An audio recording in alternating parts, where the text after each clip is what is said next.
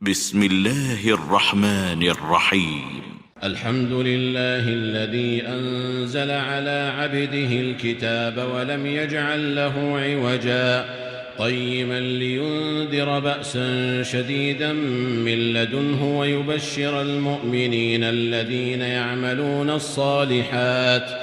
ويبشر المؤمنين الذين يعملون الصالحات أن لهم أجرا حسنا ماكثين فيه أبدا وينذر الذين قالوا اتخذ الله ولدا ما لهم به من علم ولا لآبائهم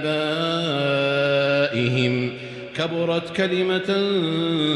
تخرج من أفواههم إن يقولون إلا كذبا فلعلك باخع نفسك على آثارهم إن لم يؤمنوا بهذا الحديث أسفا إنا جعلنا ما على الأرض زينة لها لنبلوهم أيهم أحسن عملا وإنا لجاعلون ما عليها صعيدا جرزا أم حسبت أن أصحاب الكهف والرقيم كانوا من آياتنا عجبا إذ أوى الفتية إلى الكهف فقالوا ربنا آتنا من لدنك رحمة وهيئ لنا من أمرنا رشدا فضربنا على آذانهم في الكهف سنين عددا ثم بعثناهم لنعلم أي الحزبين أحصى لما لبثوا أمدا نحن نقص عليك نبأهم بالحق إنهم فتية آمنوا بربهم وزدناهم هدى وربطنا على قلوبهم إذ قاموا فقالوا ربنا رب السماوات والأرض لن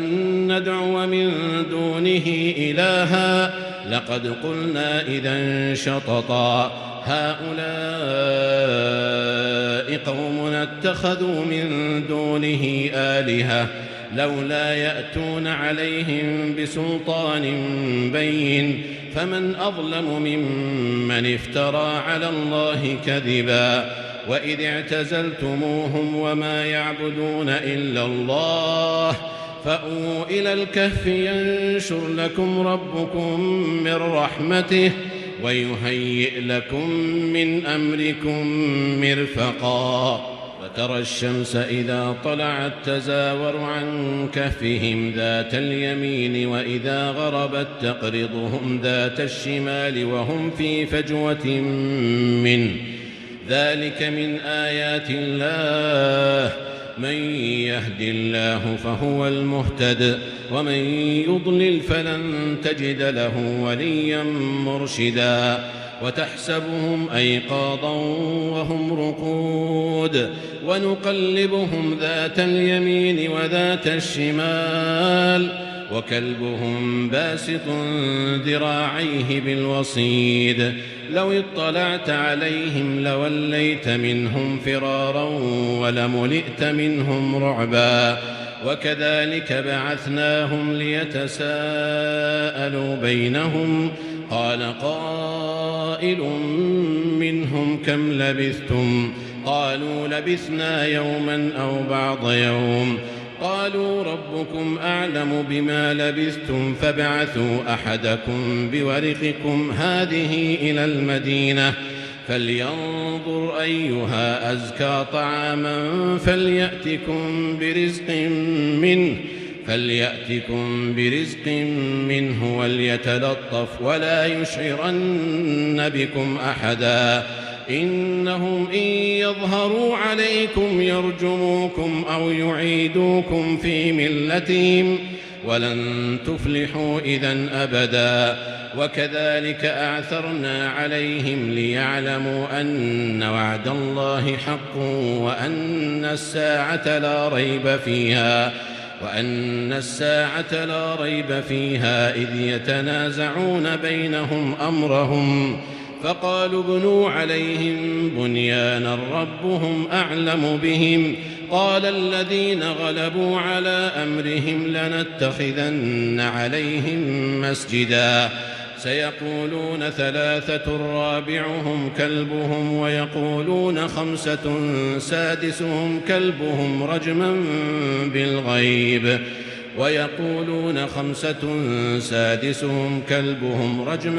بالغيب ويقولون 7 وثامنهم كلبهم قل ربي أعلم بعدتهم ما يعلمهم إلا قليل فلا تمار فيهم إلا مراء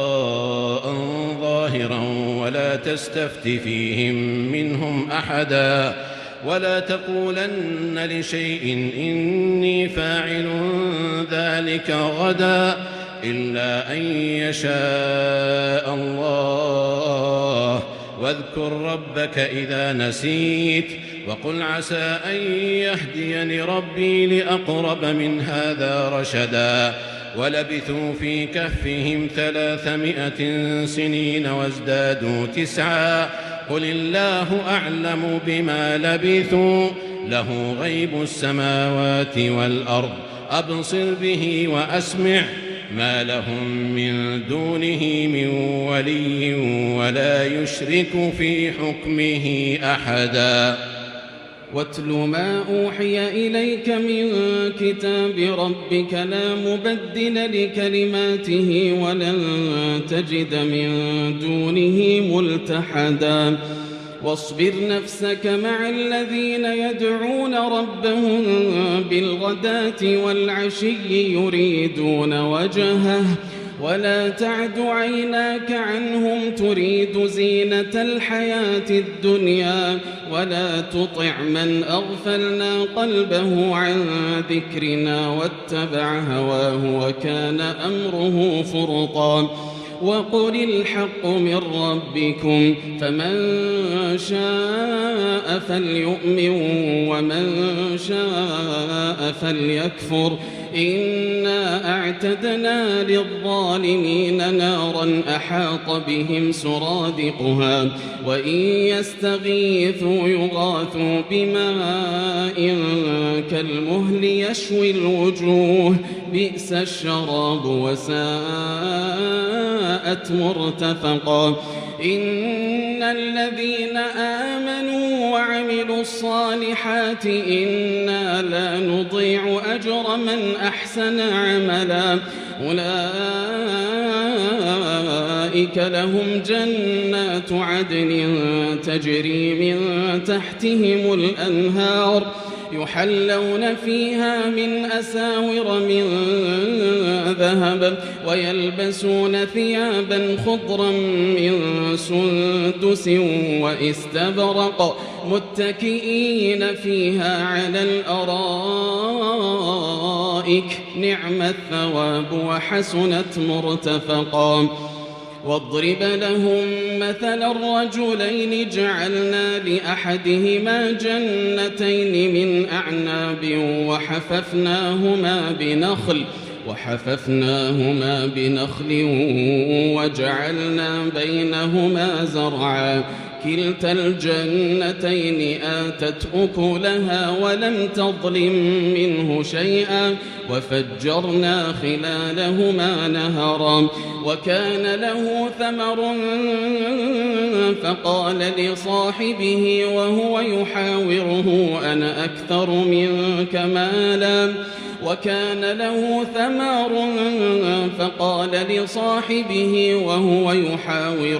أنا أكثر منك مالا وأعز نفرا ودخل جنته وهو ظالم لنفسه قال ما أظن أن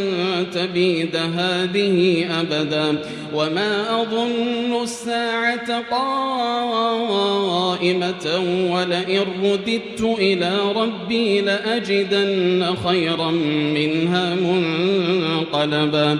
قال له صاحبه وهو يحاوره أكفرت بالذي خلقك أكفرت بالذي خلقك من تراب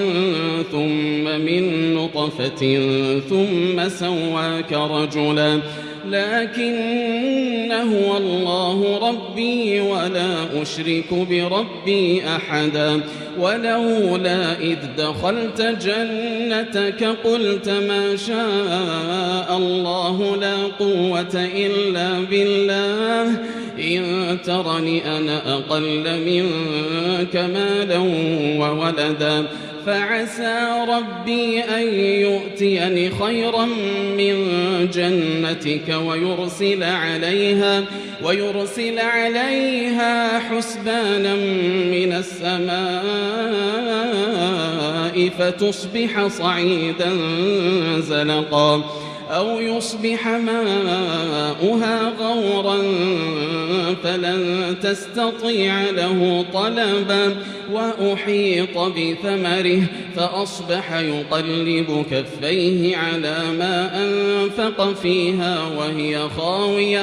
وهي خاوية على عروشها ويقول يا ليتني لم أشرك بربي أحدا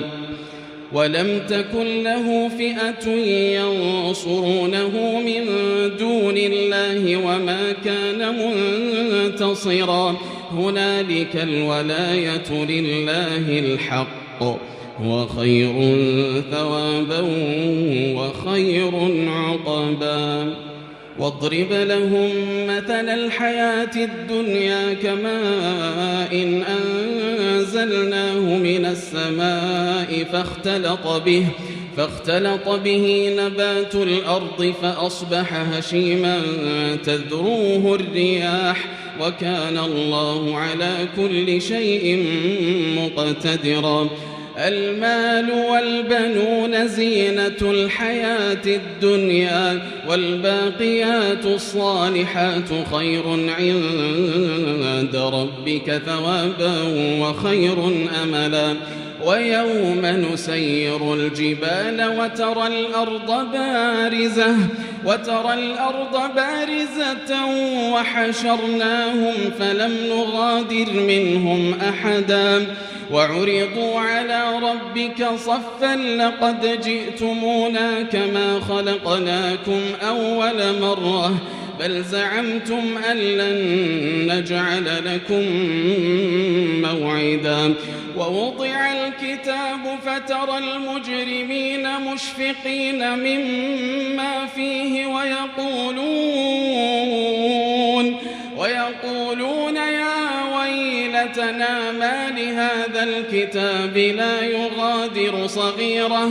ويقولون يا ويلتنا ما لهذا الكتاب لا يغادر صغيرة ولا كبيرة إلا أحصاها ووجدوا ما عملوا حاضرا ولا يظلم ربك أحدا وإذ قلنا للملائكة اسجدوا لآدم فسجدوا إلا إبليس كان من الجن ففسق عن أمر ربه أفتتخذونه وذريته أولياء من دوني وهم لكم عدو بئس للظالمين بدلا ما أشهدتهم خلق السماوات والأرض ولا خلق أنفسهم وما كنت متخذ المضلين عضدا ويوم يقول نادوا شركائي الذين زعمتم فدعوهم فلم يستجيبوا لهم وجعلنا بينهم موبقا ورأى المجرمون النار فظنوا أنهم مواقعوها ولم يجدوا عنها مصرفا ولقد صرفنا في هذا القرآن للناس من كل مثل وكان الإنسان أكثر شيء جدلا وما منع الناس أن يؤمنوا إذ جاءهم الهدى ويستغفروا ربهم إلا أن تأتيهم سنة الأولين أو يأتيهم العذاب قبلا وما نرسل المرسلين إلا مبشرين ومنذرين ويجادل الذين كفروا بالباطل ليدحضوا به الحق واتخذوا آياتي وما أنذروا هزوا ومن أظلم ممن ذكر بآيات ربه فأعرض عنها ونسي ما قدمت يداه إنا جعلنا على قلوبهم أكنة أن يفقهوه وفي آذانهم وقرا وإن تدعهم إلى الهدى فلن يهتدوا إذن أبدا وربك الغفور ذو الرحمة لو يؤاخذهم بما كسبوا لعجل لهم العذاب بل لهم موعد لن يجدوا من دونه موئلا وتلك القرى أهلكناهم لما ظلموا وجعلنا لمهلكهم موعدا وإذ قال موسى لفتاه لا أبرح حتى أبلغ مجمع البحرين أو أمضي حقبا فلما بلغا مجمع بينهما نسيا حوتهما فاتخذ سبيله في البحر سربا فلما جاوزا قال لفتاه آتنا غداءنا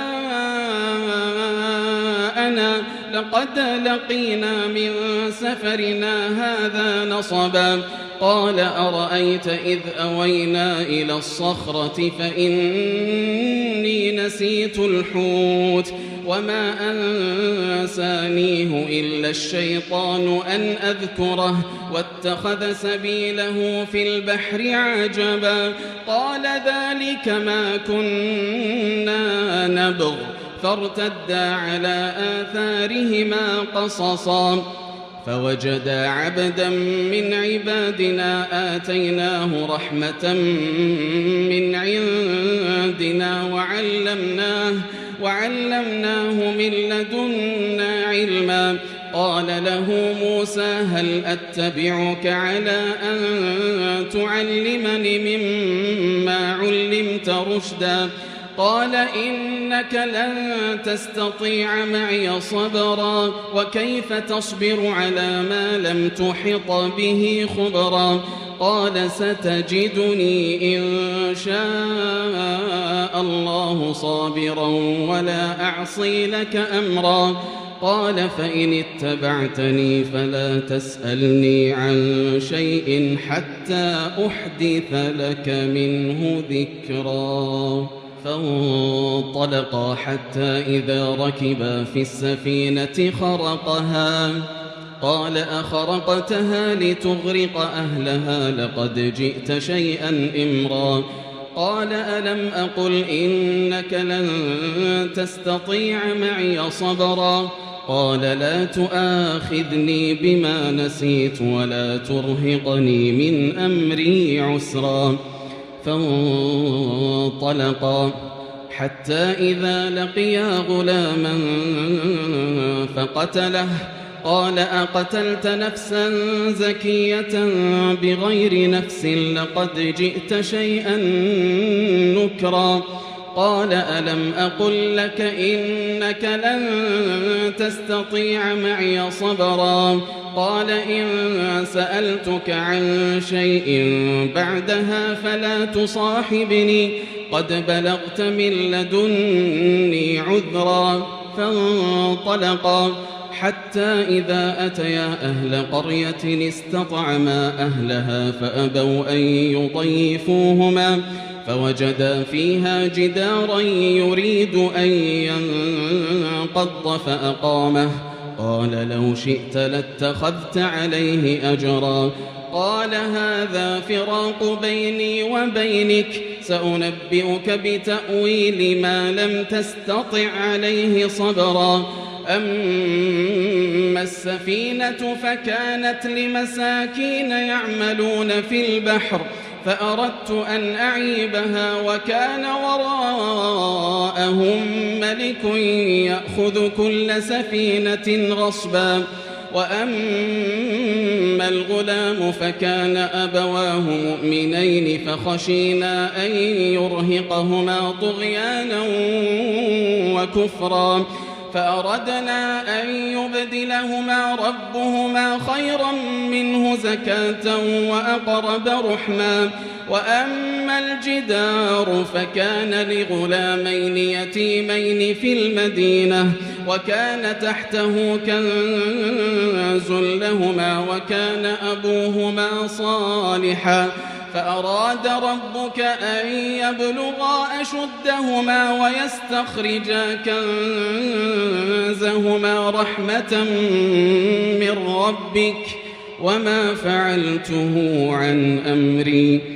ذلك تأويل ما لم تسطع عليه صبرا ويسألونك عن ذي القرنين قل سأتلو عليكم منه ذكرا إنا مكنا له في الأرض وآتيناه من كل شيء سببا فأتبع سببا حتى إذا بلغ مغرب الشمس وجدها تغرب في عين حمئة ووجد عندها قوما قلنا يا ذا القرنين إما أن تعذب وإما أن تتخذ فيهم حسنا قال أما من ظلم فسوف نعذبه ثم يرد إلى ربه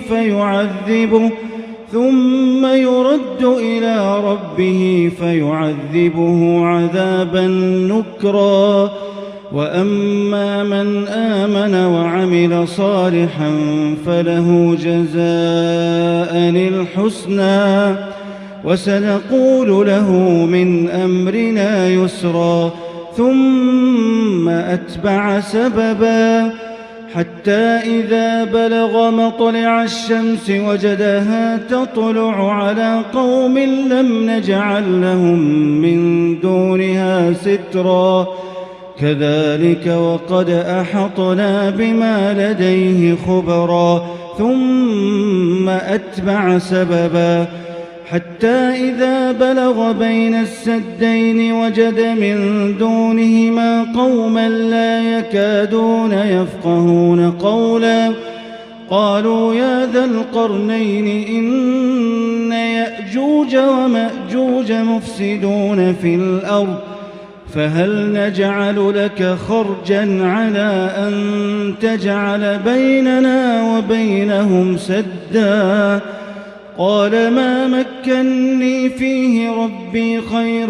فأعينوني بقوة أجعل بينكم وبينهم ردما آتوني زبر الحديد حتى إذا ساوى بين الصدفين قال انفخوا حتى إذا جعله نارا قال آتوني أفرغ عليه قطرا فما استطاعوا أن يظهروه وما استطاعوا له نقبا قال هذا رحمة من ربي فإذا جاء وعد ربي جعله دكاء وكان وعد ربي حقا وتركنا بعضهم يومئذ يموج في بعض ونفخ في الصور فجمعناهم جمعا وعرضنا جهنم يومئذ للكافرين عرضا الذين كانت أعينهم في غطاء عن ذكري وكانوا لا يستطيعون سمعا أفحسب الذين كفروا أن يتخذوا عبادي من دوني أولياء إنا أعتدنا جهنم للكافرين نزلا قل هل ننبئكم بالأخسرين أعمالا الذين ضل سعيهم في الحياة الدنيا وهم يحسبون أنهم يحسنون صنعا أولئك الذين كفروا بآيات ربهم ولقائه فحبطت أعمالهم فلا نقيم لهم يوم القيامة وزنا ذلك جزاؤهم جهنم بما كفروا واتخذوا آياتي ورسلي هزوا إن الذين آمنوا وعملوا الصالحات كانت لهم جنات الفردوس نزلا خالدين فيها لا يبغون عنها حولا قل لو كان البحر مدادا لكلمات ربي لنفد البحر قبل أن تنفد كلمات ربي ولو جئنا بمثله مددا قل إنما أنا بشر مثلكم يوحى إلي أنما إلهكم إله واحد فمن كان يرجو لقاء ربه فليعمل عملا صالحا ولا يشرك بعبادة ربه أحدا.